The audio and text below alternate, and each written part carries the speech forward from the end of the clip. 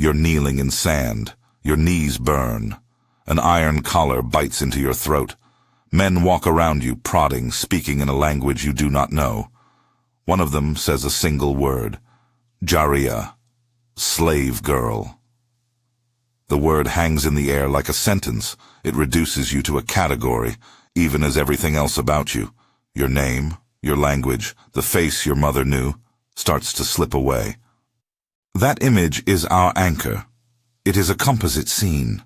A young woman torn from a village, marched across an unforgiving landscape, presented at an auction in a crowded bazaar. It is not a single true story written in a single ledger. It stands in for millions of lives, and for the way the history itself has often been handled, fragmented, buried, and for many, almost invisible. If this history matters to you, like and subscribe. From roughly the 7th century into the 20th, an expansive system of capture and trade moved millions of African people eastward across deserts and seas. Historians estimate the number taken in the long reach of the Trans-Saharan and Indian Ocean trades at many millions. Conservative modern estimates commonly fall in a broad range, and some scholars suggest figures between roughly 14 and 17 million people. These are estimates. They are debated, revised, and sometimes multiplied or pared down, depending on method and sources. But whatever the final totals, the trade's human scale was vast and its consequences persistent. Why, then, is this part of the story so often missing from public memory? Why do monuments and celebrations of lineage rarely speak to the people who were taken eastward? The answer is not one simple omission. The systems that moved people across Saharan sands and over the Indian Ocean were structured to erase. Men were castrated at scale in certain markets, a brutal practice intended to prevent lineages and to transform bodies. Women, in contrast, were kept biologically intact, valued for the labor they could perform, for the children they might bear, and for the social roles they could fill in households and ruling palaces. Their children might be raised as the children of new families, given new names, taught new tongues.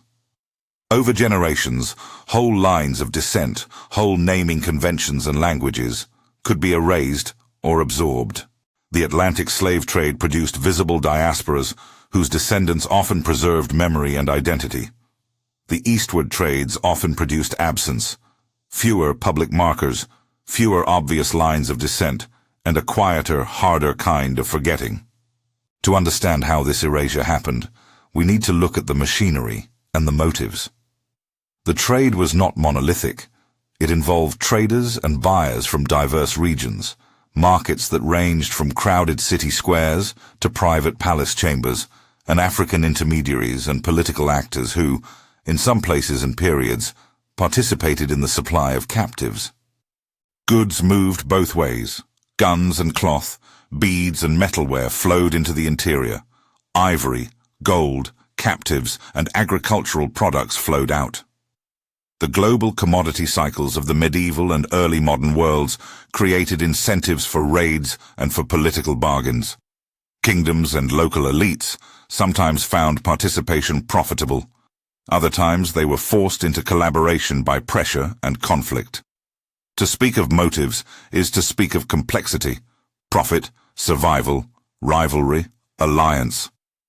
None of these explanations reduces the moral responsibility of those who bought and sold human beings, nor does it remove the fact that the trade operated like a machine, calibrated by markets and reinforced by violence. The roots were central. The trans-Saharan caravans crossed vast, brutal distances, thousands of kilometers of empty land, of heat and thirst. Camels carried salt and people, and along these routes, men and women died in numbers that contemporary observers described with horror. In the records of travelers, men such as Heinrich Barth and others who traversed the region in the 19th century, there are repeated mentions of bones and skeletons at the margins of the route, of caravans leaving a trail of bodies. The Indian Ocean trade moved along an entirely different geography, but with comparable fatalism. Ships carried captives from East Africa to markets that ranged from the Arabian Peninsula to the islands beyond. Each passage involved its own logistics of control, chained crossings, guarded voyages, quarantines, and a brutal calculus that treated human life as a variable in a ledger. Markets could be public spectacles and private transactions at once. In places like Cairo and Zanzibar, two hubs that became notorious to contemporary observers, buyers inspected captives using criteria that mixed practical concerns with deeply dehumanizing assumptions. Age, apparent health, and physical strength mattered for certain kinds of labor. For women, fertility and youth were often weighed because of the expectations placed upon them in domestic and intimate roles. Contemporary accounts mention the chilling intimacy of examinations, sellers presenting captives to buyers who judged them as assets. I will not describe those examinations in explicit detail.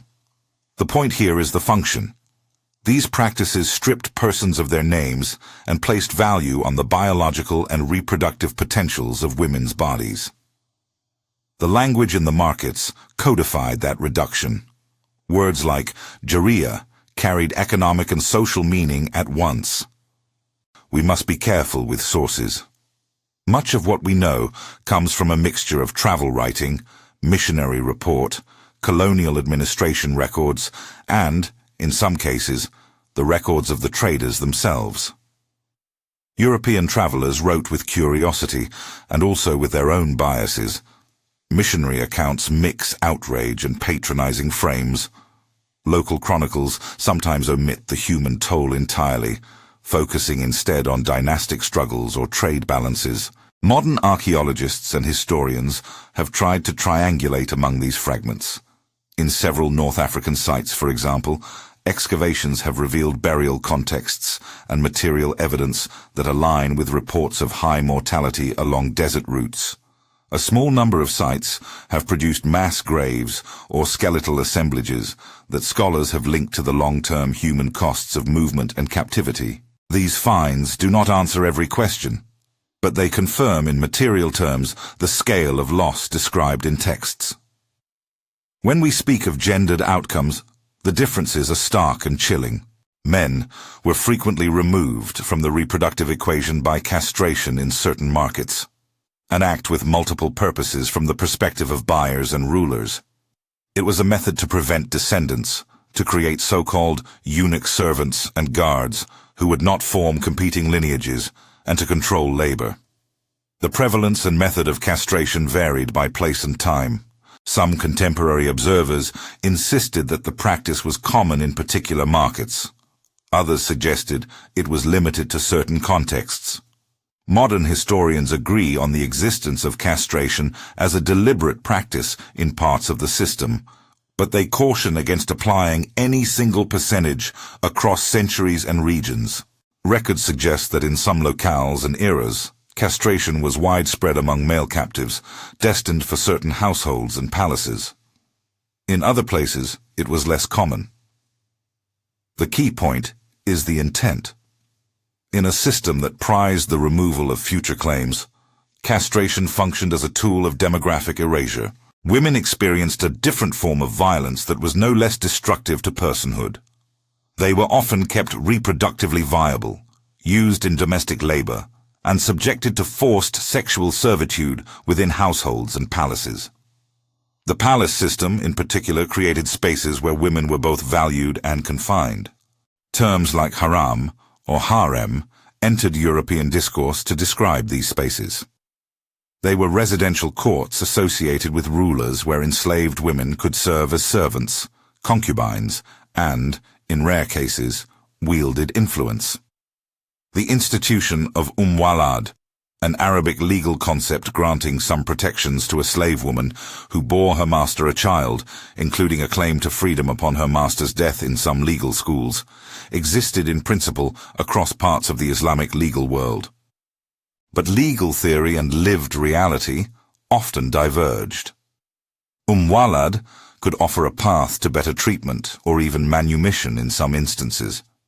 In many others, it offered little actual protection. Children born of these unions could be assimilated into the master's household or raised under new identities.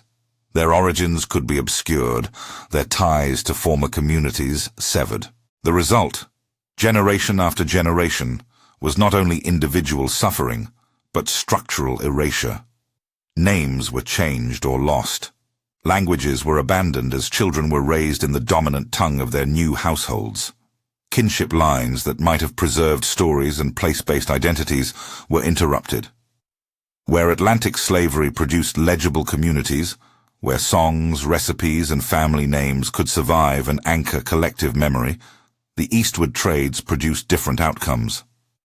In many places, descendants were absorbed into local social orders and recorded as part of new populations, leaving few obvious markers that would signal an ancestry of capture. That difference is one major reason the history of the Arab and Indian Ocean trades is less visible in global imagination. Evidence for these processes is corroborated in several registers. Travelers in the 19th century, figures such as David Livingstone in his accounts and Heinrich Barth in his extensive journeys across the Sahara, wrote about the human costs and practice of buying and selling. Gustav Nachtigall reported on markets and practices in parts of the Sahel and the Sahara. Their writings carry the limitations of their perspectives.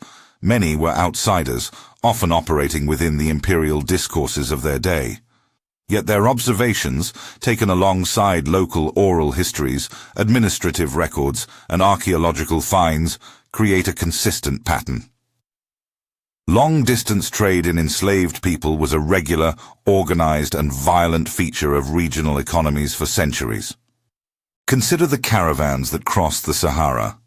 Logistics there were a matter of survival.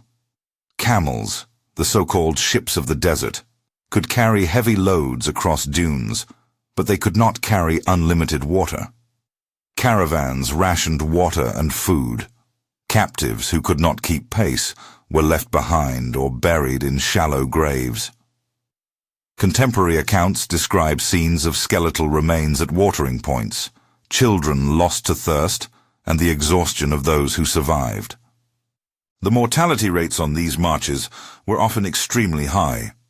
Some witnesses described the number of deaths as comparable to the number who arrived at their destination. Again, historians debate precise figures, but both textual and material evidence point to a deadly calculus in which losing a portion of a transported human cargo was expected, and those losses themselves were an instrument of intimidation and control. In the coastal and maritime trade, the voyages carried their own dangers. Ships crowded with captives faced disease, storm, and the violence of the sea. Ports like Zanzibar grew wealthy as nodes in this network. There, markets metamorphosed into elaborate commercial systems with layers of brokers, agents, and buyers who specialized by age, gender, and expertise. In some cases, captives destined for households in the Arabian Peninsula or North Africa would pass through multiple hands, each transfer erasing another layer of identity and memory. The long pattern of transactions made it more likely, in many cases, that records would be scattered or never kept, that family ties would be fractured beyond repair. Markets were not simply places of exchange, they were instruments of classification. Buyers developed categories and price lists. Sellers learned to market captives to specific clients. Women might be priced differently depending on perceived fertility or the skills they displayed in domestic tasks. In some documented markets, buyers looked for signs of health, strength, and the ability to assimilate. The point for us here is a moral one. These practices enacted a bureaucratic dehumanization that turned people into units of labor and reproduction. Contemporary records sometimes recount the clinical language used to evaluate captives, and that language helps us understand how deeply institutionalized the system was. There are, within this bleak history, moments of paradox and rare exception. Some enslaved women navigated palace systems to acquire influence, wealth, or even power. Kosum Sultan, a woman of recent scholarly interest, has been cited as a powerful figure in an imperial context after being enslaved and later rising to prominence. Such stories are important because they complicate a simple narrative of total victimhood. Still, they were exceptional. For most, the path through the trade was a trajectory of loss, abuse, forced assimilation, and anonymity. Let us shift now to memory. What is remembered and what is not? The Atlantic slave trade left bodies and stories that could be followed, aggregated, and, over time, turned into communities whose descendants kept oral histories, cultural practices, and names. Those threads fed movements of memorialization and political memory. The eastward trades, by contrast, often engineered the disappearance of biological and cultural continuity. Castration prevented direct male line descent in some cases, the re-education of women, their new marriages or forced service in households, and the deliberate renaming of captives weakened the ties that would have anchored a clear lineage. Over generations, the record thinned. In many regions where large numbers of people were taken eastward, the absence of clear markers of descent made the trade easier to ignore or consign to footnotes. Archaeology and modern historiography have begun to push back against that silence. Excavations across North Africa and parts of the Sahel have revealed burial sites and skeletal remains that correspond to patterns of forced transport and high mortality. In some coastal areas, researchers working with maritime deposits and historical documents have traced shipping networks that carried large numbers of captives. Modern historians, using shipping logs, consular records, court papers, and linguistic evidence, have rebuilt aspects of social change that point to the absorption and concealment of people within new societies. These disciplinary advances do not offer a full accounting, but they do lift the veil on practices that for too long were spoken of only in fragments. We must also attend to the legal and social instruments that mediated human lives in these contexts. Islamic legal frameworks, regional customary laws, and palace ordinances all interacted. The institution of Walad, again, the status conferred upon a slave woman who bears her master a child, illustrates that interaction. In theory, the child could inherit, and the mother might receive some protection, even manumission after the master's death. In practice, enforcement varied dramatically. In some households, mothers and children found relative security. In others, promises on paper meant little in the face of arbitrary power. The law could mean dignity or be rendered meaningless by the will of an owner. We must not let this complexity become an excuse for detachment. The policies, the legal categories, the market tables, these are systems that inflicted harm. They were not abstract. They were enacted on bodies and on families. That is why the notion of erasure matters so much.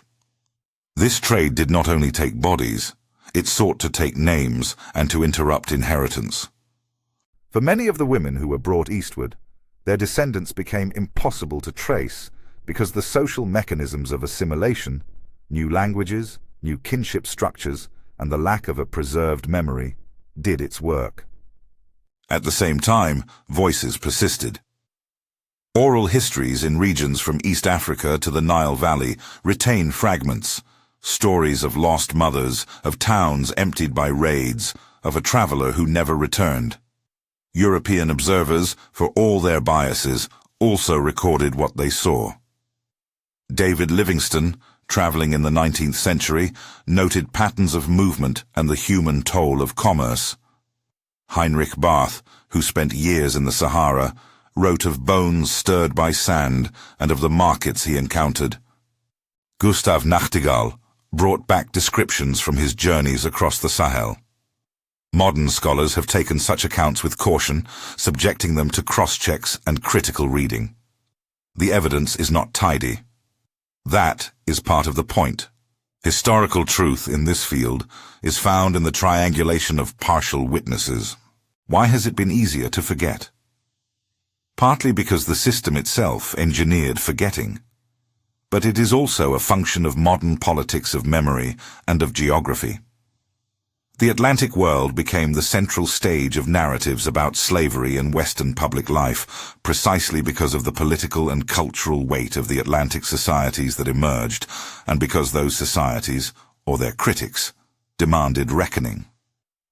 By contrast, the regions that received enormous numbers of captives eastward were varied, and the descendants of captives often merged into ruling populations or into local groups without the kind of oppositional identities that fed large-scale social memory in the same way.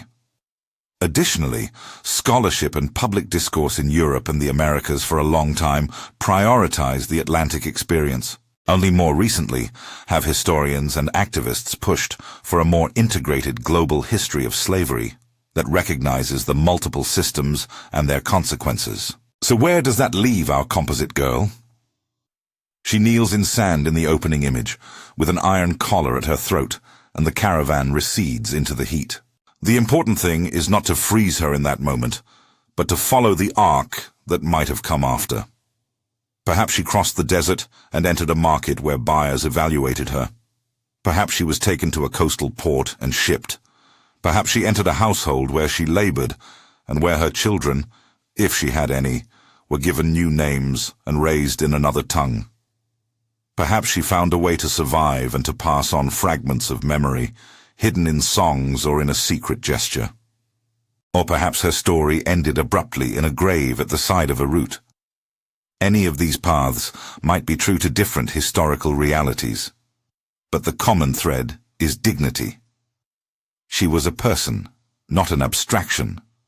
Remembering her means resisting the trade's own impulse toward erasure. Remembering, in this context, is also a scholarly and civic duty.